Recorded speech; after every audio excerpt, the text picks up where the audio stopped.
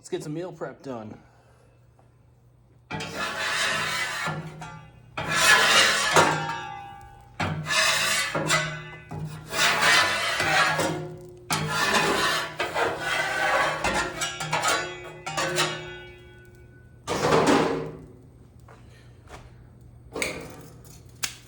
All right, so this week, keeping it really simple. I'm gonna do some chicken thighs, some boneless chicken thighs. I'm gonna do some breasts and some pork chops. These are all gonna be used for our macro-based meal preps. And I also got some chicken wings that I'll probably throw on the end that I did up inside already. They're already sauced. They just need that good sear. So let's get started.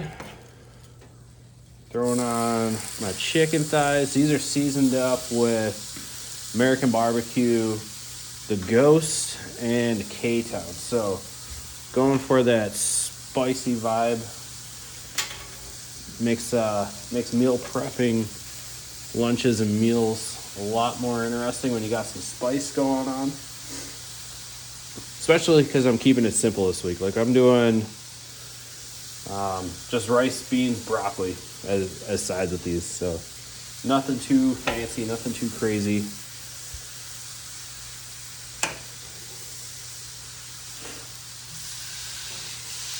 The chicken breasts here, those are seasoned up with Mama's barbecue rubs. So sweet, spicy, a little smoky. See, these chicken thighs right here, these are seasoned up with Bad Bones barbecue, Divine Swine, so it's a sweet, salty style seasoning. And then the pork chops, again, those ones are seasoned up with Mama's barbecue. These are for my wife, and she generally gravitates towards her rub. That's the one that she created, was Mama's barbecue. Pretty agreeable for every kind of protein you're gonna make. Definitely her style of seasoning for sure.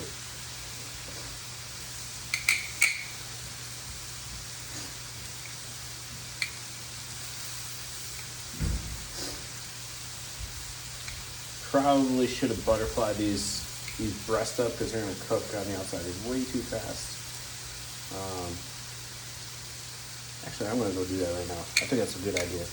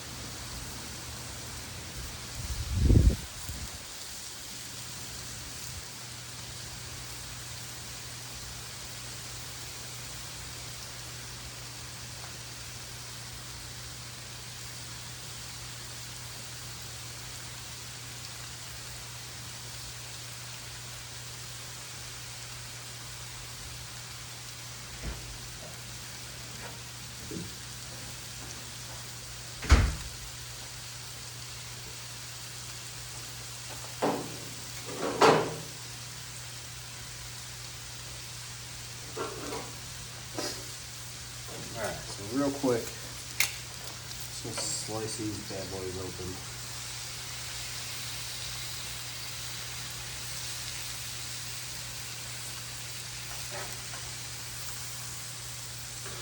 So we'll get a more even cook. And that seasoning's not gonna have so much time to over caramelize.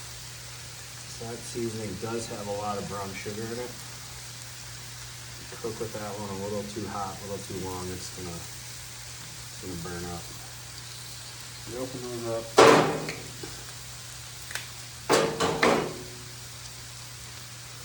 Might have to go and grab some more rubs too. I just made it.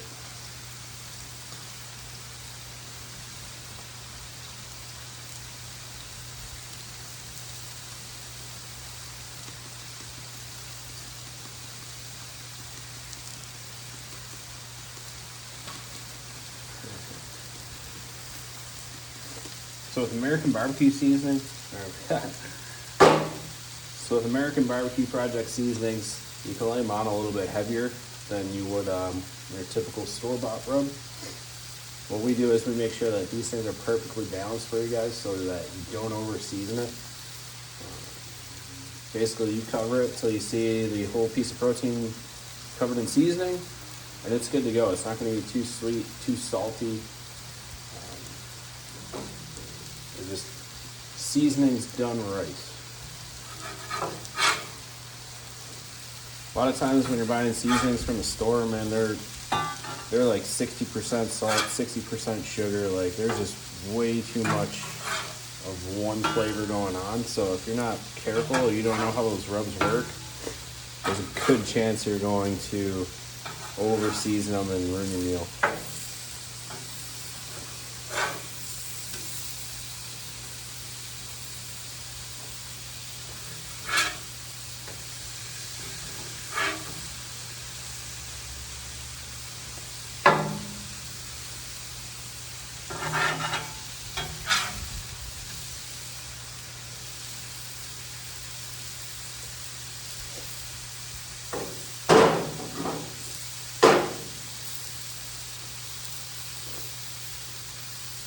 So if you're wondering why I don't have the charcoal grill out today,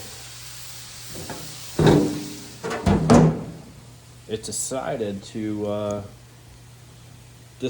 snow. And normally I don't care if it's snowing out and pulling the grill out, but considering that during the week it was 70 degrees or 68 degrees, something like that,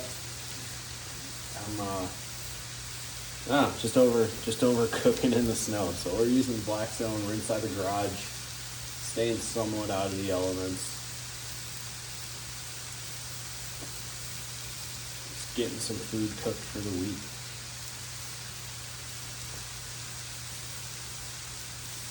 So if you're just following along with us, so American BBQ Project, we started up in 2022, mainly because of our kids. So they were both dairy and soy intolerant. Well, my son started off dairy and soy intolerant. He was our first kid. So we had to adjust our entire life, really. We couldn't go out for dinner. We really couldn't trust a lot of the seasonings and sauces we bought from the store.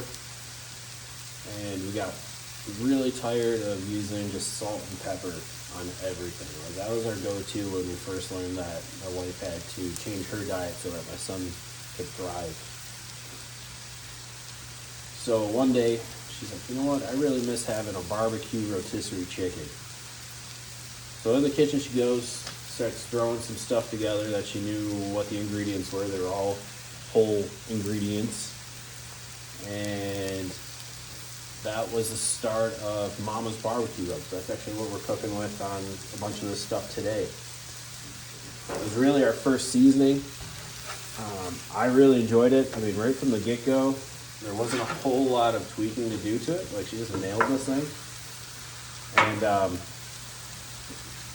like, you know what? Let's start using this for barbecue. Let's get the smoker going. Let's get the charcoal grill going. And that became our go-to barbecue seasoning for a while. And then it kind of got me interested in making seasonings as well, because I grew up in a cooking family. We always cooked together. I was lucky enough that my parents were pretty good in the kitchen. In fact, my family always kind of competed for who made the best dishes for holidays and stuff like that. And I also had an uncle that was a chef too. So always grew up around good food. Learned a lot from my parents on how to cook. Learned a little bit from my uncle. Not a whole lot, but enough to know little fun details here and there. And so yeah, I just started tinkering around with seasonings. So being an engineer by trade, I took a very mathematical, analytical style approach to making seasonings. So built crazy spreadsheets, always had a kitchen scale available, did a lot of conversions and stuff like that to make sure that everything was, the same weight, same everything. and also had it in mind to scale it up eventually at some point. So, throughout the years, as my son got a little older, he kind of outgrew the dairy and soy intolerances, which was awesome. And we ended up doing a lot of summer cookouts, having a lot of people over, because again, we couldn't go out for dinner. We couldn't trust a restaurant to not have dairy or soy in their ingredients or what they're cooking with. So we just kind of became the go-to house to go, have a good meal at. And by then we had a couple seasonings that we were playing around with to, switch it up. We didn't want the same seasoning every single time. And a lot of people just were like, hey, this is really good. You should think of selling it. So like every small business, that's pretty much your spark that you need to look into something like that. And it took us about a year to do all the background work as far as our branding, ingredient sourcing, building websites, all that stuff. So we made sure that when we said go, we were ready to kick some ass right from the get-go. So our branding, we had nailed down right from the beginning. We knew that having a good brand, good solid imagery was huge. Of course, our ingredients, our recipes and seasonings speak for themselves, but having a good, strong branding behind you definitely helps make it easier to sell things. So we made sure to spend a lot of time on that, making sure that right out of the gate we were ready to go. So our first set of seasonings that we started off with, we had Mama's Barbecue, we had Hot Rod Honey, which is one of our sweeter rubs. It's actually very complimentary to Mama's Barbecue. It's a little sweeter, a little more savory. Originally came up with that one for pulled pork and ribs. It's also really good for seafood. So if you're thinking like shrimp, salmon, and scallops, great option for that. And then we had our two savory options. So we had Commander and Beef, which is our version of a Montreal steak seasoning, but with a little bit of a Southwest vibe in there. So we got some cumin, we got some coriander. We also put dill seed in there, which is a little different. So nice big chunky ingredients, very balanced. It's not super salty, not super spicy or anything like that. It's like just perfect for beef. And honestly, it's really good for chicken too. If you're looking for a more savory, peppery chicken, that's the one to go with. Especially dry brining overnight. Like that's the ticket right there for making some really good chicken. And then last but not least, our fourth seasoning that we started with was beer garlic, which is our best-selling all-purpose seasoning. So you really can't go wrong there. Two of America's favorite flavors, beer and garlic. We turned it into an all-purpose seasoning, and I use that on just about everything. I'll put it on eggs, burgers, vegetables, soup, put it in popcorn, fries, you name it. It just knocks everything out of the park. So that was year one. Year one, we had 4 seasonings. We did like farmers markets and just little pop-up events like that. And after that first year, we had some success. And we're like, all right, we can keep going with this. This seems like a viable business. So we expanded on our flavorings in year 2, which brought on some spicier ones, because that's what a lot of our customers were asking for. Do you have anything spicy? At the time, we didn't. So we really thought it through and came up with 2 awesome spicy seasonings. So we got the Ghost, which is a Cajun blend. A lot of aromatics in there, a little bit of ghost pepper, not a lot.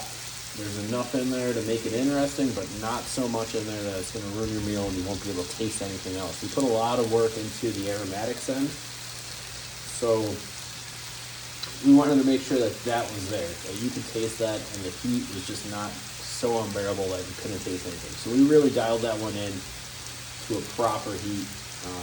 We like to tell people, if you can handle a good hot wing, a good hot chicken wing, you can take on the Ghost. It's no big deal. But super flavorful, and it holds its heat very well while you're cooking.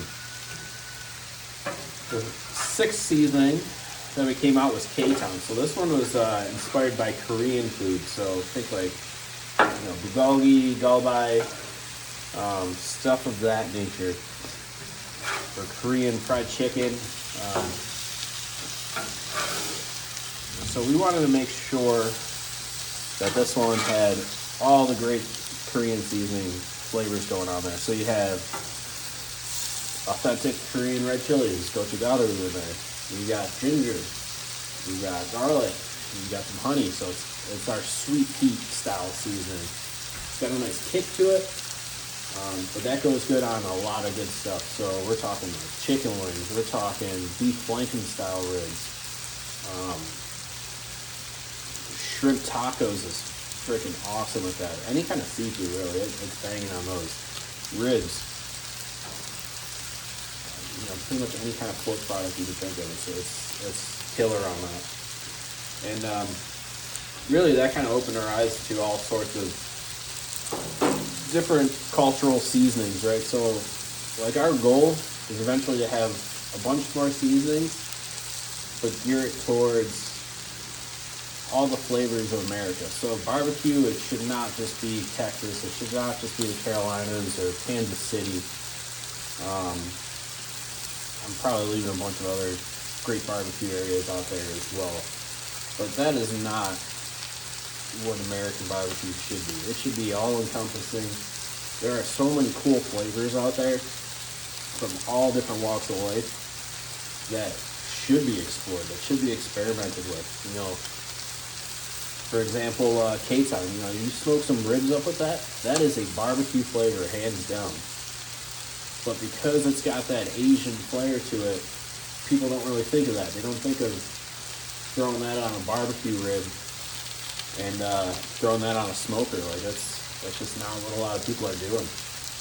So we're trying to change that narrative a little bit. Get people a little more exposed to all the different flavors that are out there, because honestly, the more exposure you get to different styles of flavors, the better cook you're going to be, the more interesting your cooks are going to be. I mean, I can't tell you how many times I've cooked the same recipe over and over. Usually it's once or twice, and I'm trying something different because I just don't want to stay stagnant with our cooks. So there's definitely two other ethnic-based seasonings that we're working on right now. Don't really want to give them away too much, but I would say, you might see one new one by the end of the year. That'd be one of our goals. And they're just gonna keep rolling out. Like, we definitely don't like to stay stuck on the same style seasoning that everybody else has, because that's no fun. It doesn't make you different.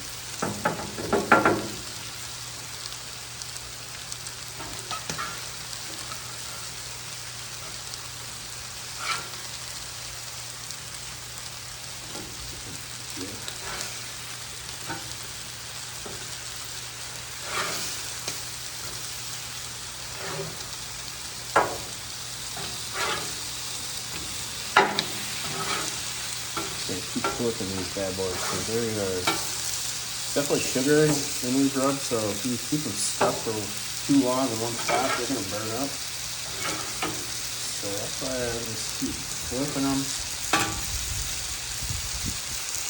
Keep them moving around every now and then.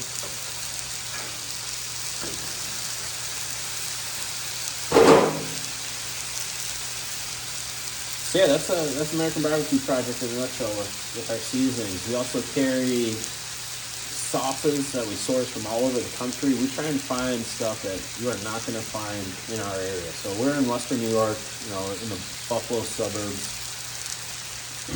Not super well known for barbecue. Honestly, we make the best wings in the world.